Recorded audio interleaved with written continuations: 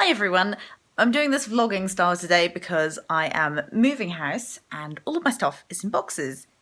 Therefore, I don't have a tripod or anything useful, so as you can see the mantelpiece behind me, which usually has stuff on it, is blank, so it won't normally be like this, but it is like this for now. Anyway, today I am here because the Harry Potter book is being released today.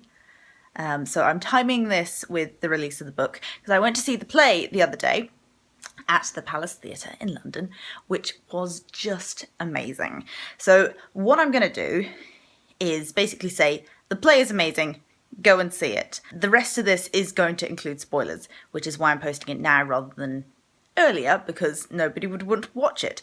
So basically, if you haven't read the book yet or seen the play, stop watching now, go and read the book or see the play and come back later. If you have, then I am super excited to discuss this because it was over a month ago that I saw the play, and since then I've had nobody to talk to about it because I went by myself, and it's driving me crazy because I have so many thoughts, and these thoughts have sort of developed over time.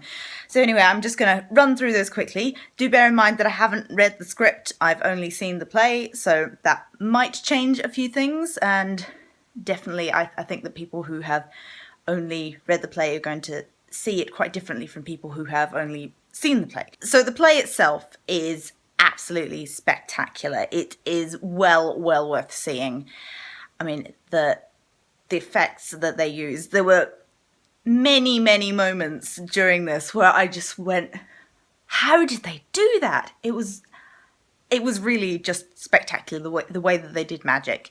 And it was proper, like, magician-y magic, but it was made to look like Harry Potter film magic, but in a more theatrical sort of way. It's very good. And yeah, that's obviously something that you're going to miss out on reading the play. But the amount of effort and money that has gone into the production of this is just phenomenal. I think that because of the level of spectacularity, it's easy to overlook some of the less great aspects of the plot. I mean, the acting and the casting was fantastic as well. Just everything to do with the play, as a production, as theatre, is just amazing. I saw it as a preview, so it hasn't actually opened yet, and it was, I mean, it was so well polished, I thought, and fantastic. So, I mean, it's going to be up another level again when they're actually into production of it properly. So, yeah, if you have the chance, do go and see it. But I know for a lot of people, they're not going to have the chance until they make a film of it, which I'm sure they will eventually. But, yeah, so the play script. I think it will be quite a different experience reading the play script. I think some of the things that I kind of overlooked to begin with, and then the more I thought about it and reflected on it, the more I kind of thought that it was a bit ridiculous. So the main plot point being the time turners. I honestly couldn't believe it when they pulled out Time Turner, and it became clear that the Time Turner was going to be central to the plot, because that's one of the biggest criticisms I think that J.K. Rowling has had of her actual storytelling, is that the Time Turner makes no sense within the larger context of the wizarding world, because so much could be sorted out if they were used for many things, but yet they're only used in one instance in the books. Now, the third book is my favourite book, and I love the Time Turner as a device in that book, but I don't think it works so well to expand it. So having the whole play based around this concept and playing around with time travel, I think was risky, and I don't know that it will pay off when it comes to actually reading the script as opposed to on the stage. On the stage, they could get away with it, I think, but not sure so much with the script. Anyway, that's my major gripe when it comes to the plot of it, and any minor gripes about the plot stem from the major gripe. Anyway, the other things that kind of annoyed me more, because J.K. Rowling's had a lot of criticism about the lack of diversity in her books, and so that's the lack of, well, not a lack of female characters, but there's not a lot of female interaction because it's from Harry's perspective, so we don't see the conversations, say, between Ginny and Hermione, even though we get hints of them being quite good friends. So this was an opportunity to have a bit more of that because it was written from a different perspective.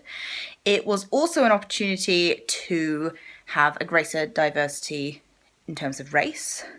And it was a great opportunity to actually finally have some canon LGBT characters, because the Dumbledore thing, as far as I'm concerned, and as far as many people are concerned, doesn't count because it's something that J.K. Rowling seemingly added afterwards. She said that it was her plan all along, but there's no definite textual evidence. You can read between the lines, and you can do that for many, many things, but it's definitely not explicit.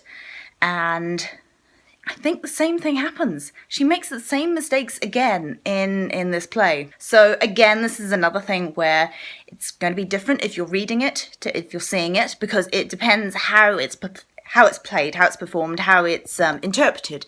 So there, at the centre of the story, you've got this friendship between two male characters. This was a perfect opportunity, and it would have made complete sense for the two main characters to be gay. You could read between the lines and you could play it that way, but it certainly wasn't played that way in the theatre when I saw it, and I don't think most people will read it that way. So a missed opportunity there, a really big missed opportunity. Opportunity for shipping, as always, but yeah, a bit lax on J.K. Rowling's part. Also, one of the main characters, who is Rose, she is Hermione and Ron's daughter. Great character, but we see very, very little of her. And, you know, it was kind of... I was expecting to see these three characters as kind of the new trio.